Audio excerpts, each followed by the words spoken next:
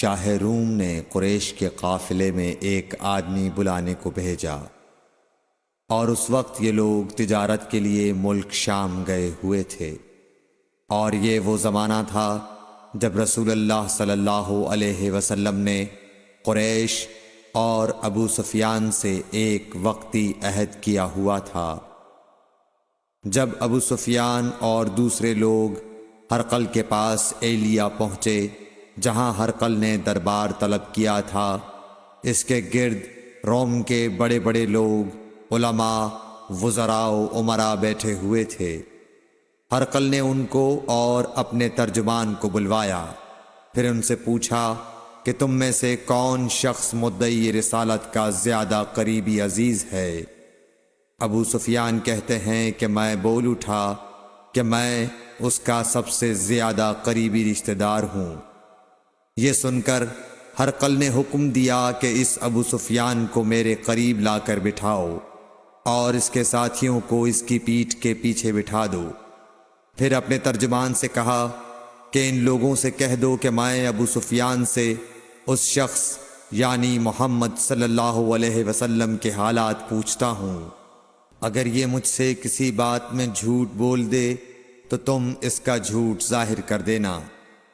ابو سفیان کا قول ہے کہ خدا کی قسم اگر مجھے یہ غیرت نہ آتی کہ یہ لوگ مجھ کو جھٹلائیں گے تو میں آپ صلی اللہ علیہ وسلم کی نسبت ضرور غلط گوئی سے کام لیتا۔ خیر، پہلی بات جو ہرقل نے مجھ سے پوچھی وہ یہ کہ اس شخص کا خاندان تم لوگوں میں کیسا ہے؟ میں نے کہا وہ تو بڑے اونچے عالی نسب والے ہیں۔ کہنے لگا اس سے پہلے بھی کسی نے تم لوگوں میں ایسی بات کہی تھی؟ میں نے کہا نہیں۔ کہنے لگا اچھا اس کے بڑوں میں کوئی بادشاہ ہوا ہے؟ میں نے کہا نہیں۔ پھر اس نے کہا بڑے لوگوں نے اس کی پیروی اختیار کی ہے یا کمزوروں نے؟ میں نے کہا نہیں، کمزوروں نے۔ پھر کہنے لگا اس کے تابعدار روز بڑھتے جاتے ہیں یا کوئی ساتھی پھر بھی جاتا ہے؟ میں نے کہا نہیں۔ کہنے لگا کیا اپنے اس دعوی نبوت سے پہلے کبھی کسی بھی موقع پر اس نے جھوٹ بولا ہے؟ میں نے کہا نہیں، اور اب ہماری اس سے صلح کی ایک مقررہ مدت ٹھہری ہوئی ہے، معلوم نہیں وہ اس میں کیا کرنے والا ہے۔ ابو سفیان کہتے ہیں میں اس بات کے سوا اور کوئی جھوٹ اس گفتگو میں شامل نہ کر سکا۔ ہرقل نے کہا کیا تمہاری اس سے کبھی لڑائی بھی ہوئی ہے؟ ہم نے کہا کہ ہاں۔ بولا پھر تمہاری اور اس کی جنگ کا کیا حال ہوتا ہے؟ میں نے کہا لڑائی ڈول کی طرح ہے، کبھی وہ ہم سے میدان جنگ جیت لیتے ہیں اور کبھی ہم ان سے جیت لیتے ہیں۔ ہرقل نے پوچھا وہ تمہیں کس بات کا حکم دیتا ہے؟ میں نے کہا وہ کہتا ہے کہ صرف ایک اللہ ہی کی عبادت کرو، اس کا کسی کو شریک نہ بناؤ، اور اپنے باپ دادا کی شرک کی باتیں چھوڑ دو، اور ہمیں نماز پڑھنے، سچ بولنے، پرہیزگاری اور صلہ رحمی کا حکم دیتا ہے۔ یہ سب سن کر پھر ہرقل نے اپنے ترجمان سے کہا کہ ابو سفیان سے کہہ دے کہ میں نے تم سے اس کا نسب پوچھا تو تم نے کہا کہ وہ ہم سے عالی نسب ہے، اور پیغمبر اپنی قوم میں عالی نسب ہی بھیجے جایا کرتے ہیں۔ میں نے تم سے پوچھا کہ دعوی نبوت کی یہ بات تمہارے اندر اس سے پہلے کسی اور نے بھی کہی تھی؟ تو تم نے جواب دیا کہ نہیں۔ تب میں نے اپنے دل میں کہا کہ اگر یہ بات اس سے پہلے کسی اور نے کہی ہوتی تو میں سمجھتا کہ اس شخص نے بھی اسی بات کی تقلید کی ہے جو پہلے کہی جا چکی ہے۔ میں نے تم سے پوچھا کہ اس کے بڑوں میں کوئی بادشاہ بھی گزرا ہے؟ تو تم نے کہا کہ نہیں۔ تو میں نے دل میں کہا کہ ان کے بزرگوں میں سے کوئی بادشاہ ہوا ہوگا تو کہہ دوں گا کہ وہ شخص اس بہانے اپنے آباء و اجداد کی بادشاہت اور ان کا ملک دوبارہ حاصل کرنا چاہتا ہے۔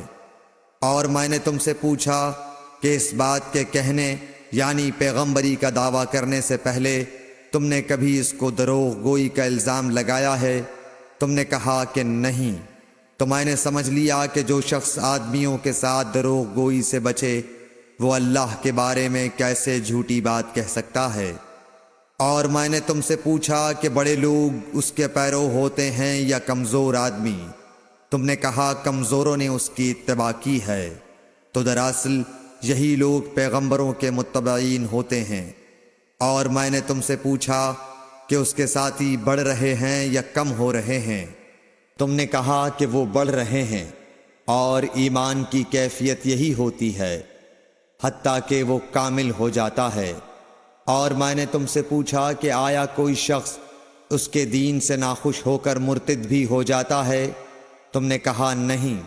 تو ایمان کی خاصیت بھی یہی ہے، جن کے دلوں میں اس کی مسرت رچ بس جائے وہ اس سے لوٹا نہیں کرتے۔ اور میں نے تم سے پوچھا کہ آیا وہ کبھی عہد شکنی کرتے ہیں؟ تم نے کہا نہیں۔ پیغمبروں کا یہی حال ہوتا ہے، وہ عہد کی خلاف ورزی نہیں کرتے۔ اور میں نے تم سے کہا کہ وہ تم سے کس چیز کے لیے کہتے ہیں؟ تم نے کہا کہ وہ ہمیں حکم دیتے ہیں کہ اللہ کی عبادت کرو، اس کے ساتھ کسی کو شریک نہ ٹھہراؤ، اور تمہیں بتوں کی پرستش سے روکتے ہیں، سچ بولنے اور پرہیزگاری کا حکم دیتے ہیں۔ لہٰذا اگر یہ باتیں جو تم کہہ رہے ہو سچ ہیں تو ان قریب وہ اس جگہ کا مالک ہو جائے گا کہ جہاں میرے یہ دونوں پاؤں ہیں۔ مجھے معلوم تھا کہ وہ پیغمبر آنے والا ہے، مگر مجھے یہ معلوم نہیں تھا کہ وہ تمہارے اندر ہوگا۔ اگر میں جانتا کہ اس تک پہنچ سکوں گا تو اس سے ملنے کے لیے ہر تکلیف گوارا کرتا۔ اگر میں اس کے پاس ہوتا تو اس کے پاؤں دھوتا۔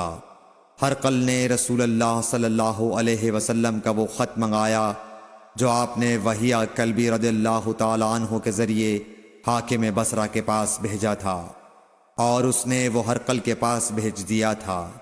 پھر اس کو پڑھا تو اس میں لکھا تھا، اللہ کے نام کے ساتھ جو نہایت مہربان اور رحم والا ہے۔ اللہ کے بندے اور اس کے پیغمبر محمد صلی اللہ علیہ وسلم کی طرف سے یہ خط ہے شاہ روم کے لیے۔ اس شخص پر سلام ہو جو ہدایت کی پیروی کرے۔ اس کے بعد میں آپ کے سامنے دعوت اسلام پیش کرتا ہوں۔ اگر آپ اسلام لے آئیں گے تو دین و دنیا میں سلامتی نصیب ہوگی، اللہ آپ کو دوہرا ثواب دے گا۔ اور اگر آپ میری دعوت سے روگردانی کریں گے تو آپ کی رعایا کا گناہ بھی آپ ہی پر ہوگا۔ اور اے اہل کتاب، ایک ایسی بات پر آ جاؤ جو ہمارے اور تمہارے درمیان یکساں ہے، وہ یہ کہ ہم اللہ کے سوا کسی کی عبادت نہ کریں اور کسی کو اس کا شریک نہ ٹھہرائیں، اور نہ ہم میں سے کوئی کسی کو خدا کے سوا اپنا رب بنائے۔ پھر اگر وہ اہل کتاب اس کتاب سے منہ پھیر لیں تو مسلمانوں، تم ان سے کہہ دو کہ تم مانو یا نہ مانو، ہم ایک خدا کے اطاعت گزار ہیں۔ ابو سفیان کہتے ہیں، جب ہرقل نے جو کچھ کہنا تھا کہہ دیا اور خط پڑھ کر فارغ ہوا تو اس کے ارد گرد بہت شور و غوغا ہوا، بہت سی آوازیں اٹھیں اور ہمیں باہر نکال دیا گیا۔ تب میں نے اپنے ساتھیوں سے کہا کہ ابو کبشہ کے بیٹے حضرت صلی اللہ علیہ وسلم کا معاملہ تو بہت بڑھ گیا۔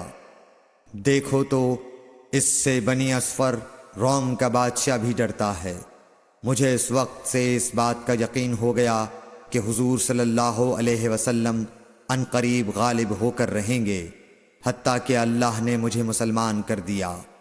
راوی کا بیان ہے کہ ابن ناطور ایلیا کا حاکم ہرقل کا مصاحب اور شام کے نصارہ کا لاٹ پادری بیان کرتا تھا کہ ہرقل جب ایلیا آیا ایک دن صبح کو پریشان اٹھا تو اس کے درباریوں نے دریافت کیا کہ آج ہم آپ کی حالت بدلی ہوئی پاتے ہیں، کیا وجہ ہے؟ ابن ناطور کا بیان ہے کہ ہرقل نجومی تھا، علم نجوم میں وہ پوری مہارت رکھتا تھا۔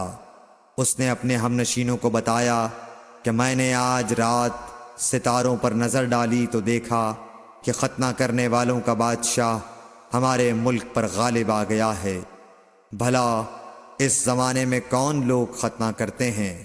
انہوں نے کہا کہ یہود کے سوا کوئی ختنہ نہیں کرتا، سو ان کی وجہ سے پریشان نہ ہوں۔ سلطنت کے تمام شہروں میں یہ حکم لکھ بھیجیے کہ وہاں جتنے یہودی ہوں سب قتل کر دیے جائیں۔ وہ لوگ انہی باتوں میں مشغول تھے کہ ہرقل کے پاس ایک آدمی لایا گیا جسے شاہ غسان نے بھیجا تھا۔ اس نے رسول اللہ صلی اللہ علیہ وسلم کے حالات بیان کیے۔ جب ہرقل نے سارے حالات سن لیے تو کہا کہ جا کر دیکھو وہ ختنہ کیے ہوئے ہے یا نہیں۔ انہوں نے اسے دیکھا تو بتلایا کہ وہ ختنہ کیا ہوا ہے۔ ہرقل نے جب اس شخص سے عرب کے بارے میں پوچھا تو اس نے بتلایا کہ وہ ختنہ کرتے ہیں۔ تب ہرقل نے کہا کہ یہی محمد صلی اللہ علیہ وسلم اس امت کے بادشاہ ہیں جو پیدا ہو چکے ہیں۔ پھر اس نے اپنے ایک دوست کو رومیہ خط لکھا اور وہ بھی علم نجوم میں ہرقل کی طرح ماہر تھا۔ پھر وہاں سے ہرقل حمص چلا گیا۔ ابھی حمص سے نکلا نہیں تھا کہ اس کے دوست کا خط اس کے جواب میں آ گیا۔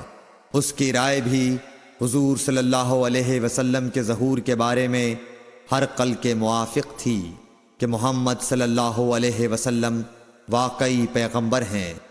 اس کے بعد ہرقل نے روم کے بڑے آدمیوں کو اپنے حمص کے محل میں طلب کیا اور اس کے حکم سے محل کے دروازے بند کر لیے گئے۔ پھر وہ اپنے خاص محل سے باہر آیا اور کہا، اے روم والو، کیا ہدایت اور کامیابی میں کچھ حصہ تمہارے لیے بھی ہے؟ اگر تم اپنی سلطنت کی بقا چاہتے ہو تو پھر اس نبی صلی اللہ علیہ وسلم کی بیعت کر لو اور مسلمان ہو جاؤ۔ یہ سننا تھا کہ پھر لوگ وحشی گدھوں کی طرح دروازوں کی طرف دوڑے، مگر انہیں بند پایا۔ آخر جب ہرقل نے اس بات سے ان کی یہ نفرت دیکھی اور ان کے ایمان لانے سے مایوس ہو گیا تو کہنے لگا کہ ان لوگوں کو میرے پاس لاؤ۔ جب وہ دوبارہ آئے تو اس نے کہا، میں نے جو بات کہی تھی اس سے تمہاری دینی پختگی کی آزمائش مقصود تھی، سو وہ میں نے دیکھ لی۔ تب یہ بات سن کر وہ سب کے سب اس کے سامنے سجدے میں گر پڑے اور اس سے خوش ہو گئے۔ بالآخر ہرقل کی آخری حالت یہی رہی۔ صحیح بخاری حدیث نمبر 7۔